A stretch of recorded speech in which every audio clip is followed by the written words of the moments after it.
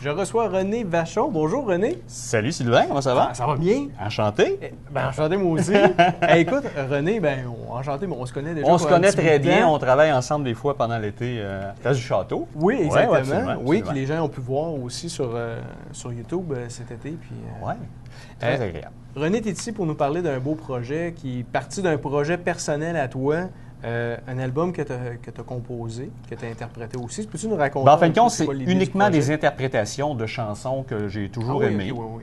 Des chansons très classiques dans leur style musical.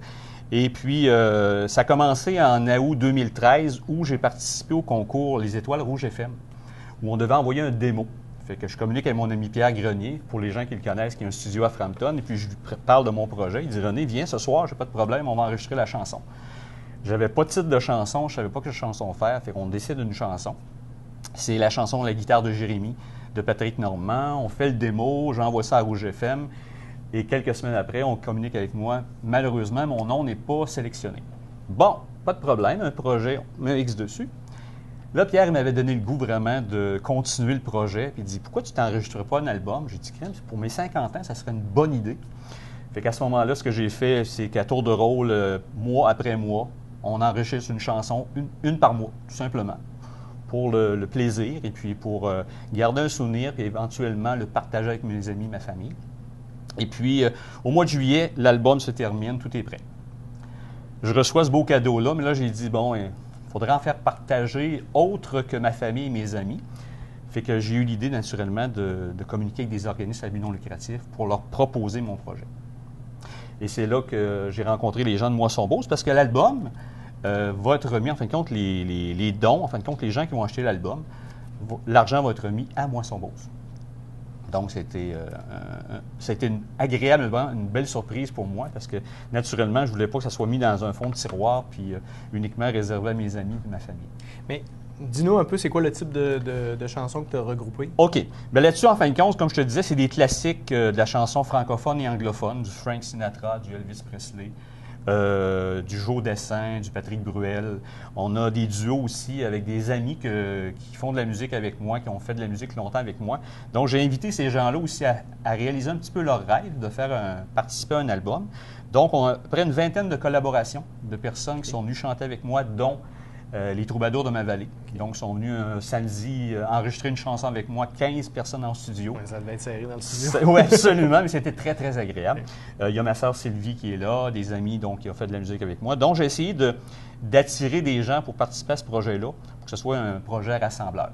Donc, des chansons que tout le monde aime, tout le monde connaît. Donc, les gens qui connaissent un peu les classiques de la musique francophone et anglophone vont se voir dans ce projet-là. Puis, est-ce que tu es resté fidèle à la chanson originale ou tu l'as modifiée? C'est une très bonne question. En débutant le projet, on voulait s'en tenir uniquement à vraiment l'interprétation des chansons. Mais en cours de route, on a modifié certaines choses. On a gardé les trames sonores. Dans certains projets, on a rajouté des vocales, on a rajouté des instruments, de l'instrumentation. On l'a fait à notre image un petit peu. Okay. Même qu'il y a des interprétations où on avait des chansons, des trames sonores de chansons anglophones, on a fait en français et vice-versa. OK. Donc, avoir un petit peu le goût de tout ça.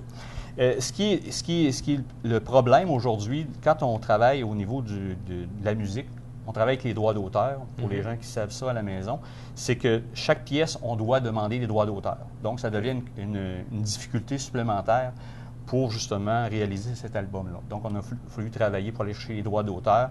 Donc, chaque pièce a fallu demander justement un droit pour pouvoir l'enregistrer et le vendre.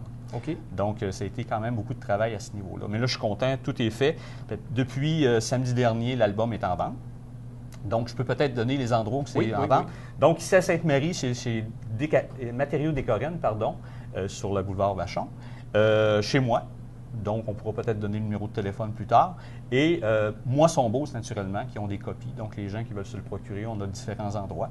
Et puis, on a jusqu'au 9 janvier pour vendre la totalité de nos copies, c'est-à-dire 200 albums, notre objectif. Parfait. Bien, moi, je vais en acheter un. Écoute, puis je pourrais même te le signer. Ah oui? OK, parfait. Mais merci beaucoup. J'ai bien hâte d'écouter ça. Merci beaucoup, Sylvain. Donc, j'invite les gens à se le procurer. Oui. Puis peut-être une bonne idée de cadeau de bonne Noël. Absolument. Puis ça va très, très vite. Jusqu'à maintenant, on a beaucoup de copies de vendues. On est très contents. Alors, les gens à la maison, n'hésitez pas à aller rencontrer les gens qui peuvent vous en procurer, puis ça va être une bonne cause pour Moisson-Beauce et toute la région. Parfait. Bien, merci beaucoup, René. Merci, Sylvain. À la prochaine. Au plaisir.